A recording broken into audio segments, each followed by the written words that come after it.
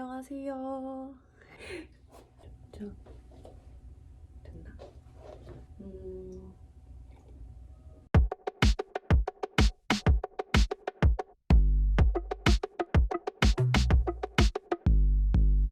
요거를 클릭하신 분들은 인생에서 가장 아름다웠던 순간으로 돌아가고 싶으셔서 클릭하신 거겠죠?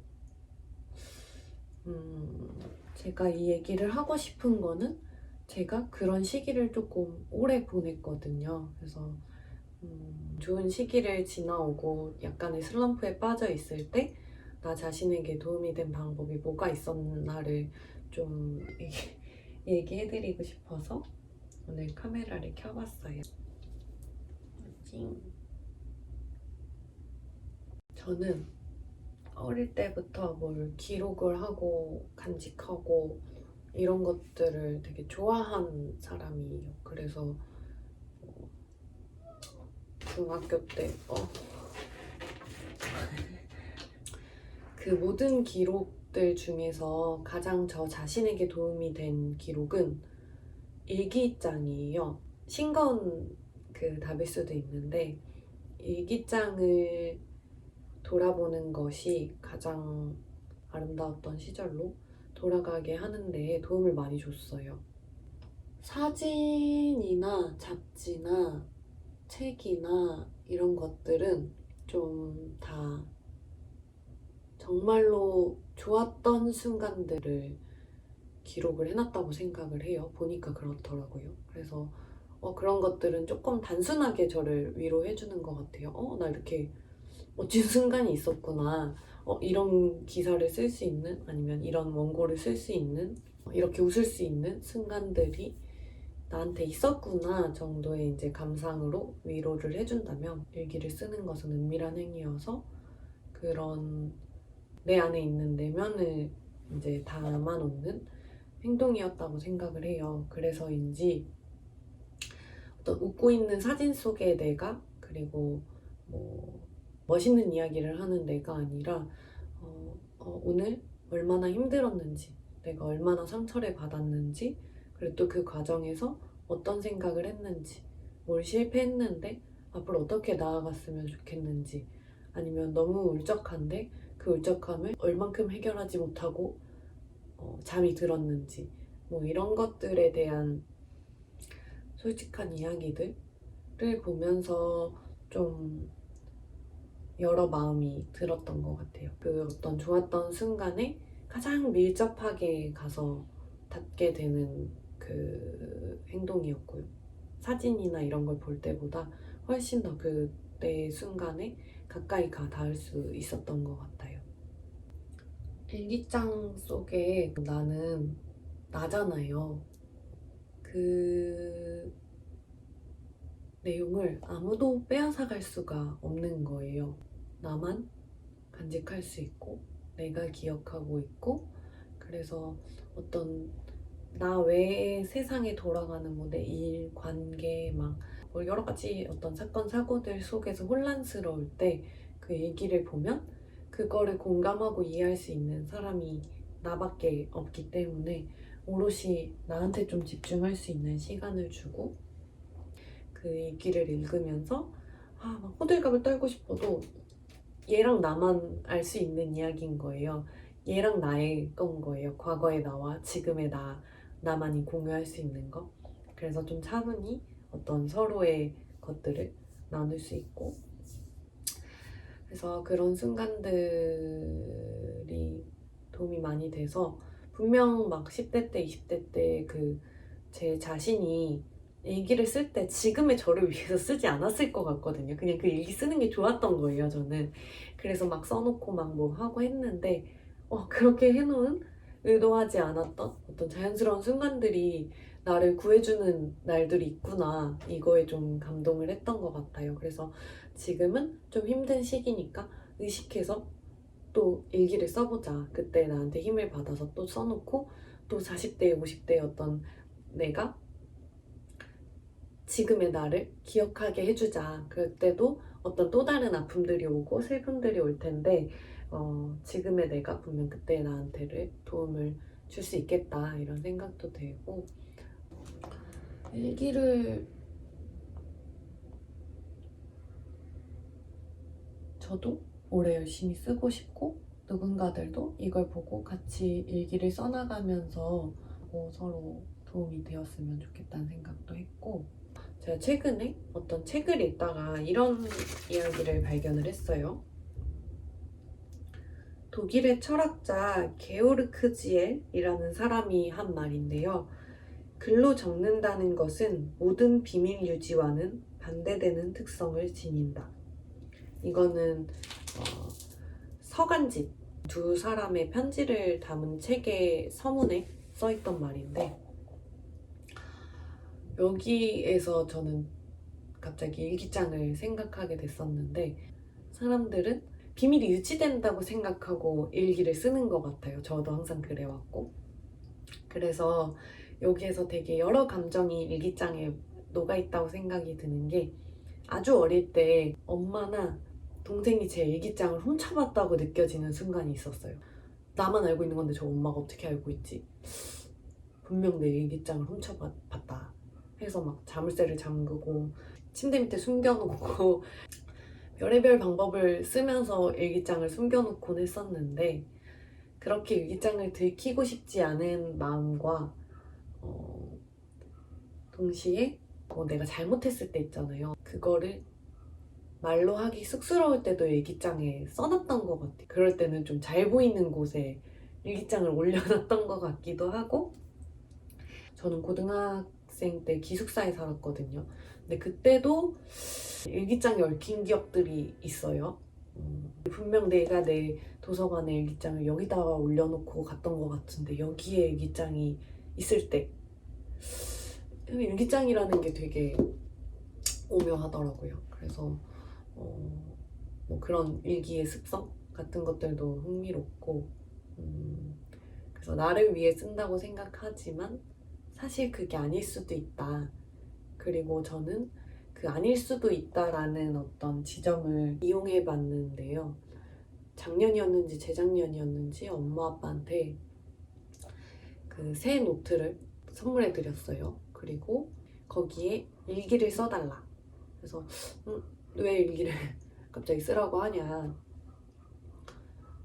내가 문득 생각을 해봤는데, 엄마 아빠가 별일이 없는 이상 나보다 먼저 죽지 않겠냐.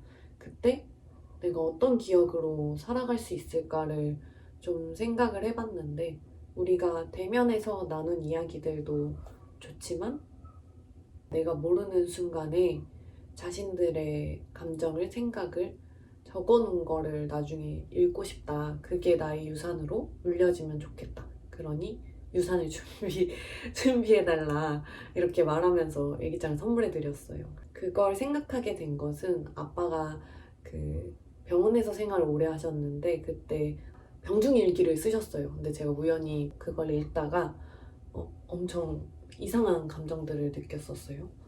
아빠가 그때 병원에서 우리랑 대화로 할 수 있었던 것들이 있었는데 그 대화 너머에 이런 생각들이 있었구나 라는 걸 발견하게 됐었고, 엄마의 육아일기도 그랬고요. 그래서 지금 고향집에 가면 있는 엄마 아빠 일기장 같은 것들이 저한테 주는 생각할 수 있는 어떤 거리들이 사진이나 우리의 대화나 이런 거랑 좀 다른 차원의 거라고 느꼈고, 그리고 그걸 내 딸이 부탁한 거를 위해서 그 행동을 하면서 엄마 아빠에게 힘이 되는 지점이 분명 있을 거라고 생각을 했고요.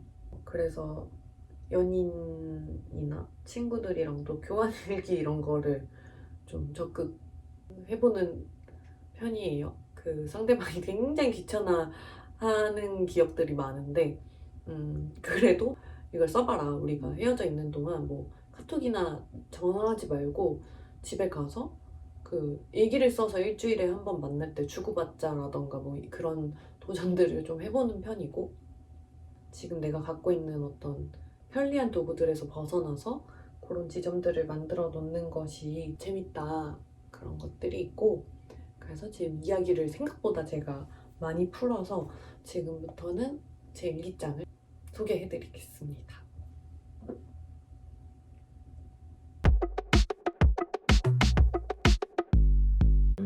올해 쓰려고 하는 일기장 총 3가지인데요. 일단 제가 직접 만든 이제 무지의 다이어리와 10년 다이어리가 있고요. 하나는 핸드폰 메모장에 월의 순간들이라고 해서 매 달마다 날짜와 시간을 적어서 간단히 메모 형태로 일기를 쓰고 있고 이거는 계속 백업을 해두고 있어서 그냥 일기장을 늘 들고 다니지 못하는 순간에 어떤 감정을 느꼈을 때 짤막하게 그 메모장에 써놓고 있어요. 검색 기능이 또 있다 보니까 어떤 단어를 좀 유심히 보게 됐을 때 그 단어를 검색해보면 그 예전에 그 단어를 생각했던 지점들이 생각나기도 하고 이게 좀 옛날부터 해왔어서 좀 기록이 많아요. 그래서 만약에 참새를 생각했다 이랬을 때 참새를 검색하면 그거랑 관련된 일기들이 나와서 좀 도움이 되는 것이 있고 10년 다이어리는 2019년부터 쓰고 있는데요. 카탈로그라는 온라인 문구점에서 구매를 해서 사용하고 있는데 말 그대로 10년 동안 쓸 수 있는 다이어리예요. 10년을 쓸 수 있게 만든 만큼 굉장히 견고하게 만들어졌어요. 여기에 재본 방식이나 이 사이에 어떤 것들 꼼꼼히 뜯어봤는데 10년을 써도 끄떡없이 튼튼하게 만들어져 있고 이렇게 보시면 2019년의 오늘, 20년의 오늘, 21년에 이렇게 쭉쭉쭉쭉 일기를 쓸 수 있게 되어 있어요. 아니 이게 조금 칸이 넓다면 부담스러울 수도 있는데 여기 딱 이렇게 2줄이거든요. 2줄씩 해서 총 4줄 정도의 일기를 써요. 그래서 여기에는 되도록이면 그날그날의 자세한 어떤 일어난 사건들 그리고 거기에서 느낀 좀 단편적인 감정들 같은 거를 적으려고 노력을 하고 있고 이렇게 그달을 기록해줄 수 있는 페이지도 있어서 여기엔 좀 주요했던 어떤 기억에 남는 사건들 같은 거를 기록해놓고 있고요. 기대가 항상 되어요. 이게 1년차 때는 별로 안 그랬는데 2년차 때 이 일기를 쓰면서는 그 작년에 내가 어떤 말을 써놨을까를 기대해보게 되더라고요. 그래서 앞으로도 계속 꾸준히 잘 열심히 써보려고 하고요. 올해 저의 자랑은 따라 요 일기장을 마련을 했어요. 옆자리 동료가 회의 때 노트를 들고 오면 노트가 되게 귀여운 거예요. 보니까 그 옛날에 교과서 포장하는 방식 있잖아요. 그 아날로그 방식으로 자기만의 일기장을 여러 권 만들어서 갖고 다니더라고요. 짜자잔. 예쁘죠? 앙을 먹어요. 오, 혼자 이러고 있는 거야. 짜라란. 귀여워. 눈이 빠져요. 어머.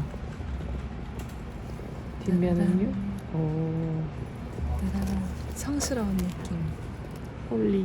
따라란. 따라란. 이거 아침 매거진이었나? 따라란. 이거 붙이다 말았어요. 없어. 나머지 스티커 팀장님한테 준 거예요. 고마워요. 이거 재밌겠다. 나도 한번 해봐야지 하다가 친구가 이제 자기한테 남아있는 그 코팅지를 줬고요. 그래서 그걸로다가 요거를 만들어 봤어요. 요거 같은 경우에는 제가 새를 되게 좋아하는데 새가 이제 꼬리에 앉아 있었던 사진이었고 이거 같은 경우는 이 사람의 이 모델의 웃음이 너무 이렇게 힘이 나더라고요. 그래서 그렇게 웃었으면 하는 바람으로 이제 배경에 이 새를 깔고 손으로 찢은 그 이 종이를 접어서 여기에 꼈고 그런 다음에 이제 이 안쪽에 지저분한 부분들은 또 다른 종이로 붙였고 그 코팅지로 이렇게 감쌌어요. 그래서 이제 이렇게 한 권에 만들었다가 오늘 요거를 소개를 하면서 만드는 방식을 보여줘야겠다라는 생각이 들어가지고 제가 재료들을 조금 준비해봤어요. 그 코팅하는 종이를 이제 화방에 사러 갔는데 이름을 모르겠는 거예요. 여러분들 화방 가면 그러지 않아요? 뭘 붙일 때 막 뭐 이렇게 하는 뭐 본드가 있을 것 같은데 그 이름은 모르겠고 막 이래서 책 포장할 때 쓰는 이렇게 투명한 필름 있잖아요. 필름이요? 네. 아니 뭐 파일 말씀하시나요? 아니요, 그 책 포장하거나 이렇게 코팅할 때. 저 끝에 계단 오른쪽으로 가세요. 감사합니다.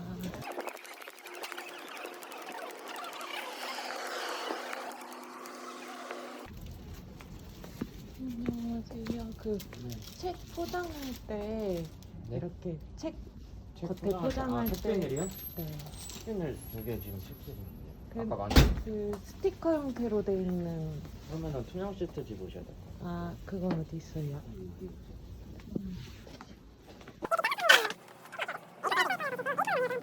E3 잘라 가셔야 될 것 같은데. 네. 직접 잘라가야 돼. 아니 제가 잘라드려야 돼. 네, 그럼.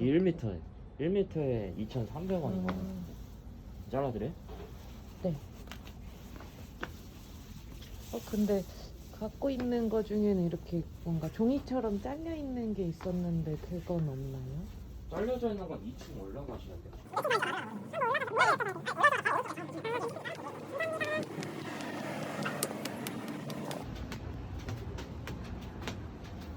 시트지였어요. 그 접착력이 있는 시트지였고 해서 우여곡절 끝에 그 화방에 가가지고 이곳을 구매를 했습니다. 마음이 동한 페이지들을 잘라서 준비했고요.